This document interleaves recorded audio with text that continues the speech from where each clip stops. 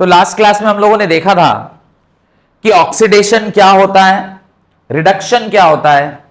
Oxidation और reduction अगर किसी एक रिएक्शन में हो रही होती है तो उसको मिलाकर हम लोग क्या कहते थे, रिडॉक्स रिएक्शन कहते थे। ध्यान आ रहा है, लास्ट क्लास में हमने देखा था। और रिडॉक्स रिएक्शन जो होता है उसके अंदर ऑक्सीडाइजिंग एजेंट एक चीज होती है और रिड्यूसिंग एजेंट एक चीज होती है। मैंने आपको एक बहुत अच्छा एग्जांपल दिया था कि जैसे हम लोग एक जगह से दूसरी जगह ट्रैवल करते हैं तो ट्रैवल एजेंट हमें ट्रैवल करवाता है, टिकट वो काटता है पर ट्रैवल हम लोग करते हैं।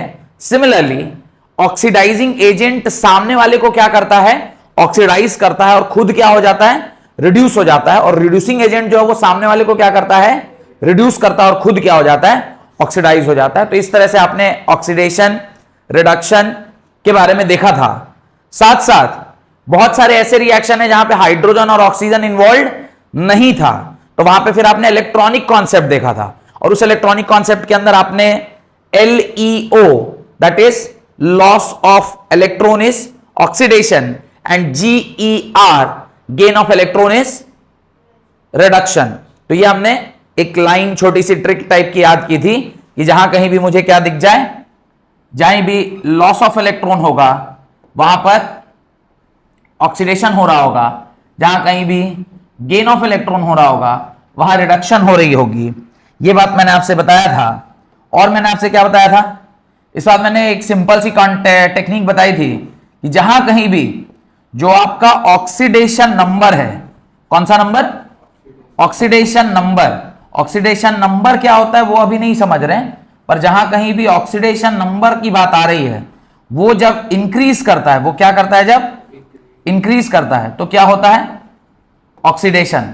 मैंने बोला था ना, नंबर बढ़ा मतलब ऑक्सीडेशन और नंबर घटा मतलब रिडक्शन, याद है। तो ऑक्सीडेशन नंबर अगर घट गया, ऑक्सीडेशन नंबर अगर घट गया तो उसे क्या बोलते थे, रिडक्शन। ऑक्सीडेशन नंबर अगर डिक्रीज कर जाए तो उसको क्या बोलते हैं,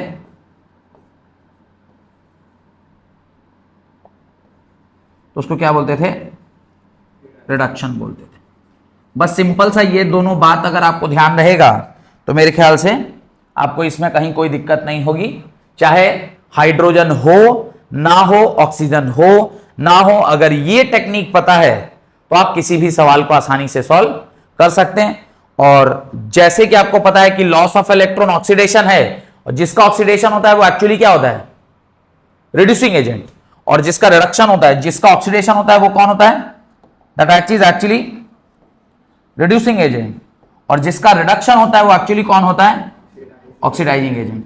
ये भी मैंने आपको लास्ट क्लास में बताया था। आज हम लोग देखने जा रहे हैं what are the effects of oxidation in our day to day life. What are the effects of oxidation in our day to day life. हम लोग ऑक्सीडेशन के इफेक्ट्स अपने डे टू डे लाइफ में देखने जा रहे हैं।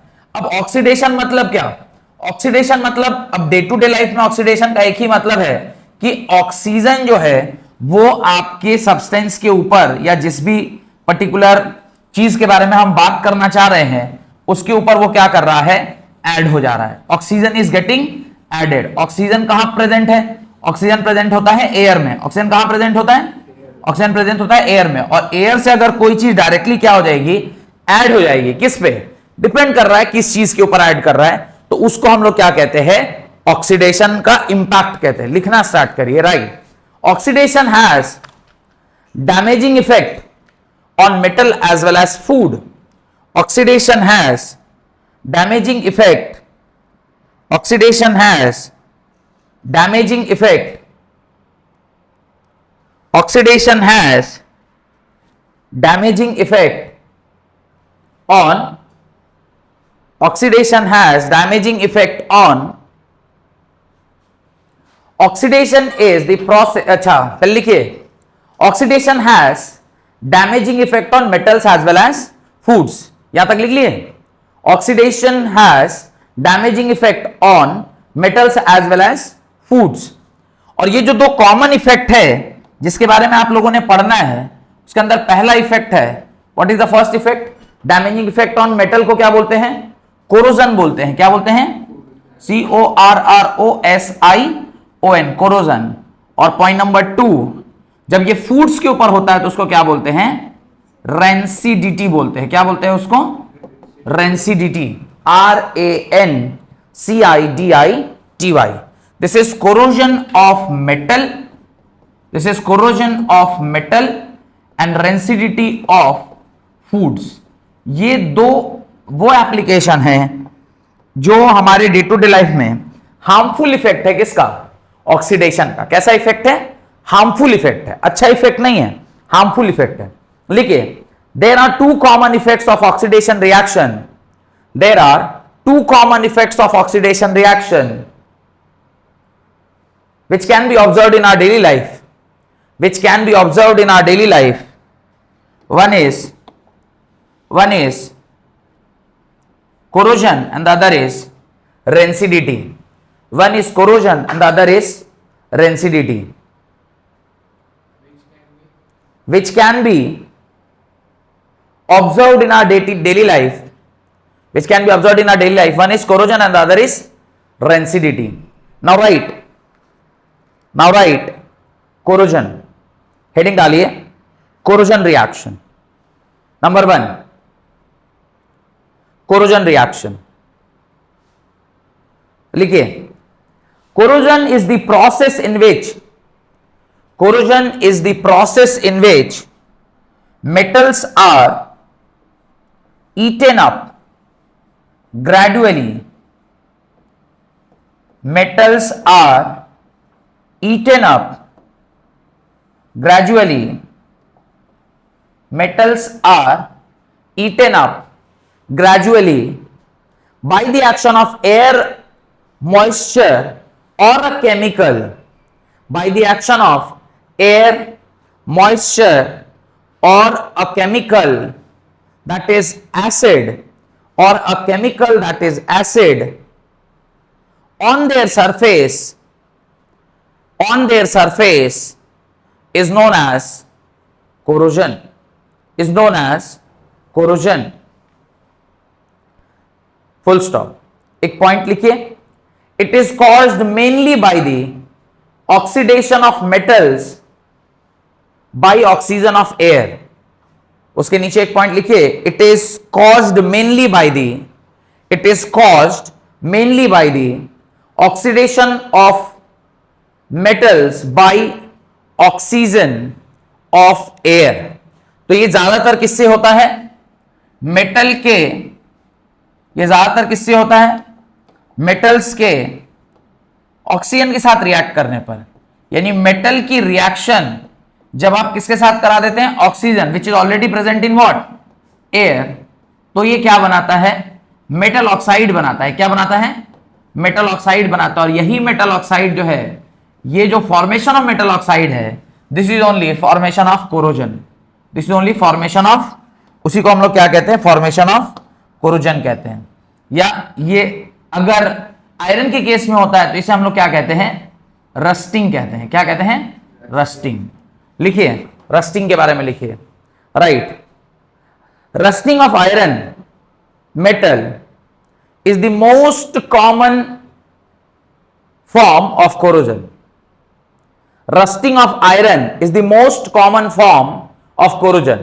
यानी सबसे आसानी से समझ आने वाला जो एग्जाम्पल है, that is rusting of iron. Rusting of iron मतलब आपने देखा भी होगा कि आप एक लोहे को अगर छोड़ देते हैं बारिश में, पानी में, हवा में, तो कुछ दिनों के बाद वो देखिएगा झड़ जाएगा, ब्राउन कलर का एक वो रेडिश ब्राउन कलर का कुछ एक छोटे छोटे पार्टिकल्स की तरह वो झड़ के खत्म हो जाएगा। और आप कहते हैं लोहा में जंग लग गया, बोलते हैं ना कि लोहे में क्या लग गया? जंग लग गया। वो लोहा में जंग लगना क्या है? That is only called as rusting. लोहे में जंग लगना मतलब it is known as rusting. तो लिखिए, rusting of iron metal is the most common form of corrosion, full stop. When an iron object is left in air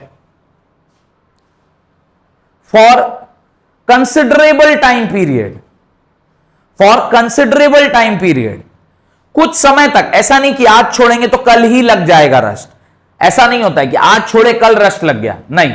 अगर कुछ considerable time, मतलब कुछ समय तक के लिए अगर आप लोहे को छोड़ देंगे, और क्या क्या होना चाहिए, एयर भी होना चाहिए और वाटर भी होना चाहिए, क्योंकि एक एक्सपेरिमेंट आपने देखा था, या शायद इस साल आपने देखा होगा, एक्टिविटी बुक में देखिएगा, लिखा हुआ है एनसीईआरटी में, जहां लिखा है कि एक नेल है, उसको आपने सिर्फ पानी में छोड़ा है, फिर एक नेल है, उसको पानी के साथ साथ हवा में भी डाला है, और एक है जहां पे आप उसको एसिड के अंदर डाल रहे हैं, अलग अलग तरीके से आपने उसको डाला है, टेस्ट ट्यूब में नेल कांटी को डाल दिए हैं, और जब उसको हम लोग देख रहे हैं तो पता चला है कि जिसमें हवा और पानी दोनों था, वहां पे सबसे ज्यादा कोरोजन हुआ, यानी वहां पे सबसे ज्यादा रस्टिंग लगी हुई है। तो ये हवा और पानी दोनों का ही वहां पर मिलन जरूरी है। तो लिखिए, when an iron object is left in air for considerable time period, it gets covered with a red brown flasky substance, red brown flasky substance called rusting of iron, called rusting of iron, called rust, iron solid, इसको आपने oxygen and water के presence में क्या कर दिया, छोड़ दिया, and water के प्रेजेंस में क्या कर दिया, इसको छोड़ दिया। जब आप इसको ऐसे छोड़ते हैं तो आपको मिलता है Fe2O3 डॉट XH2O। अब XH2O क्या है वो मैं समझाता हूं, बाकी चीजों को अगर आप बैलेंस करिएगा तो यहां पर आप 2 लगा दीजिए, यहां पे 4 लगा दीजिए, ऑक्सीजन कितना है, ऑक्सीजन हो गया 6, यानी यहां पे क्या लगा दीजिए, 3 लगा दीजिए। तो ये जो फॉर्मेशन हुआ है, this is actually called as, इसी को आप क्या कहते हैं, रस्ट कहते हैं। This is the chemical formula of rust, इसी को आप क्या कहते हैं, रस्ट कहते हैं।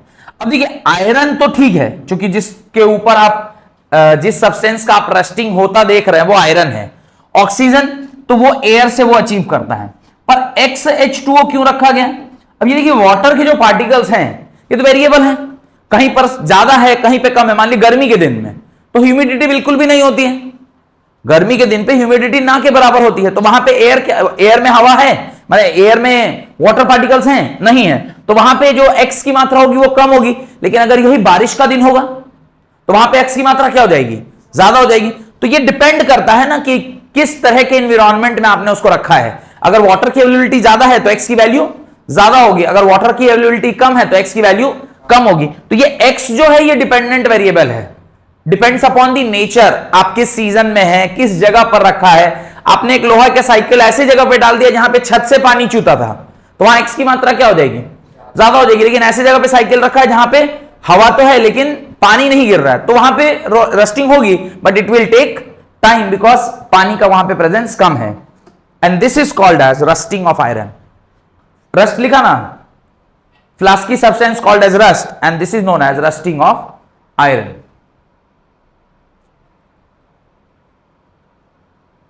और उसके नीचे आप ये केमिकल रिएक्शन लिख लीजिए।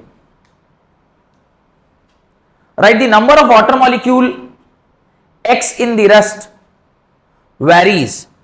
The number of water particle in rust varies. ये X के ऊपर क्या है, ये X जो है वो वेरिएबल है। In a rust varies. It is not fixed. It is not fixed. ये फिक्स्ड वैल्यू नहीं है कि नहीं 2 ही पार्टिकल लगेंगे या 5 ही लगेंगे या 10 ही लगेंगे। The number of water molecules in the rust varies, that is it is not fixed, and hence the rusting of iron is a redox reaction. अब मुझे कोई ये बता दे कि ये redox reaction कैसे है, ये redox reaction कैसे है, कौन बताएगा कि redox reaction कैसे है। यहां पे आयरन अपने कौन से फॉर्मेट में है, 0 में। यहां पे आयरन अपने कौन से स्टेट में है, +3 में। कौन से स्टेट में, +3 में। आयरन 0 से कहां गया, +3 गया। नंबर बढ़ा कि घटा, बढ़ा, तो आयरन का नंबर बढ़ रहा है, इसका मतलब यहां पे क्या हो रहा होगा, ऑक्सीडेशन हो रहा है। और ऑक्सीजन भी यहां पे कौन है, 0 स्टेट में, और यहां पे -2 स्टेट में आ गया। तो अगर मैं इस ऑक्सीजन की बात करूं तो ये ऑक्सीजन क्या हुआ, इसका नंबर घट गया, और नंबर घटता है तो यहां पे क्या होता है, नंबर घटता है तो क्या होता है, रिडक्शन होता है। तो इसका क्या हो गया, रिडक्शन हो गया। और आप जानते हैं अगर एक ही रिएक्शन में ऑक्सीडेशन और रिडक्शन दोनों हो रहा होता है तो उस रिएक्शन को आप क्या कहते हैं? उस रिएक्शन को आप क्या कहते हैं? That reaction is called as redox reaction. Therefore, rusting of iron is which type of reaction? Rusting of iron is a redox reaction. लिख दीजिए, rusting of iron is a redox reaction. Rusting of iron is a redox reaction. तो rusting of iron क्या है? एक redox reaction है. Rusting of iron is a redox reaction. Done? अच्छा, ये हम चाहते हैं हो जाए रस्टिंग कि हम नहीं चाहते?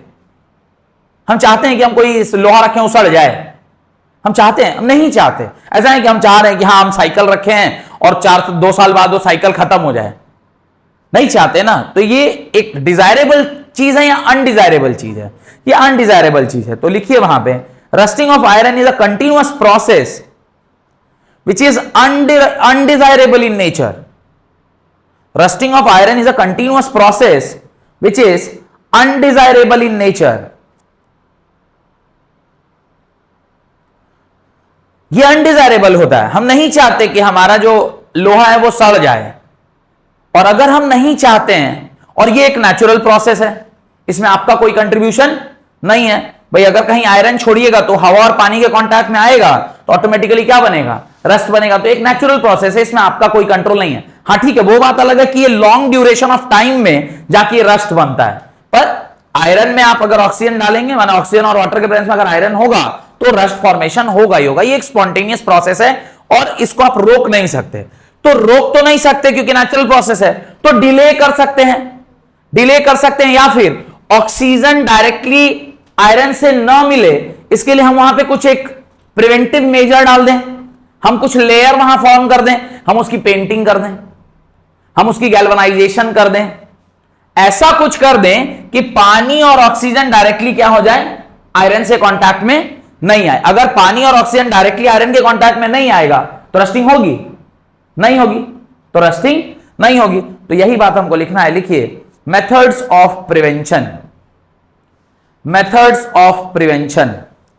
तो रस्टिंग को हम लोग कैसे प्रिवेंट कर सकते हैं? What are the different methods by which rusting can be prevented? उसके अंदर पॉइंट नंबर 1 लिखिए, उसके अंदर पॉइंट नंबर 1 लिखिए, it can B prevented by painting. It can be prevented by painting. आप इसको कैसे बचा सकते हैं? इसको पेंटिंग करके आप बचा सकते हैं। Second, point number 2, second method, it can be prevented by applying grease or oil. आप क्या कर दीजिए, एक तो उसके ऊपर पेंट कर दीजिए। तो आपने देखा होगा अपने घर की जो ग्रिल्स होती हैं, जो आयरन बार से बनी होती है, उसको हम लोग क्या कर देते हैं? पेंट कर देते हैं ताकि वो ज्यादा दिन तक चले। तो पेंटिंग क्यों करते हैं?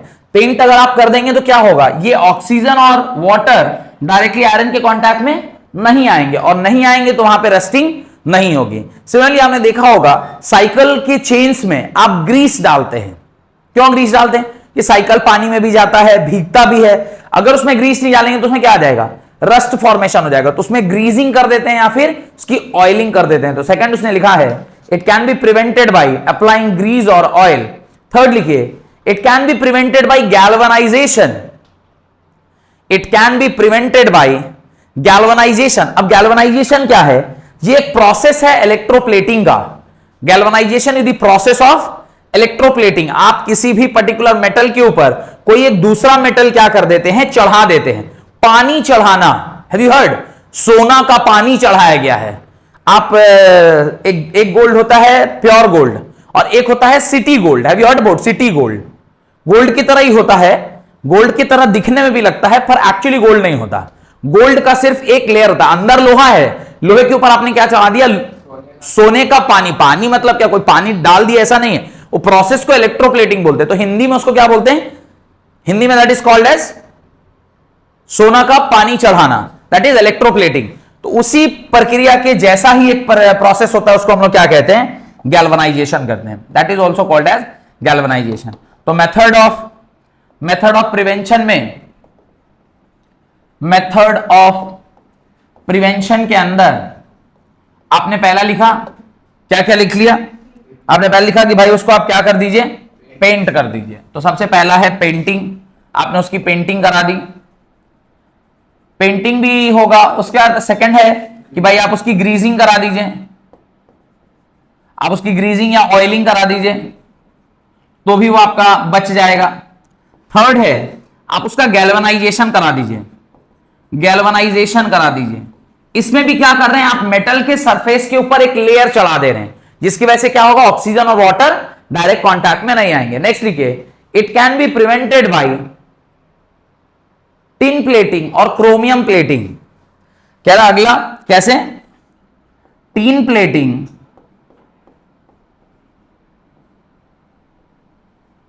या क्रोमियम प्लेटिंग।